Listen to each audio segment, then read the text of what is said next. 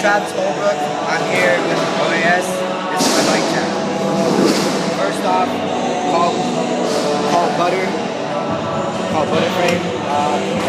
Second, we got Primo strand forks, straight up to a demolition head's end, and that sweet monster sticker that I stole. And Sunday freeze stem. King Lynx bars, they're shitty ass bars, don't get them. Same with these BSD grips, they're shitty as fuck. Profile sprocket, that's lasted me for 2 years. BSD pedals that are alright. Gray, do not like gray.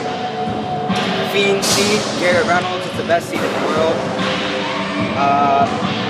Demolition bottom bracket, shittiest bottom bracket ever, don't ever get that. Now my wheels. Demolition tree coaster, rotator hub, laced to a cinema wheel.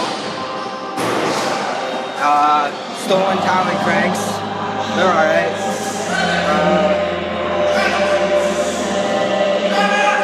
Odyssey quadrant or quartet wheel. It's a good wheel. And some shitty pegs. And that's my bike check.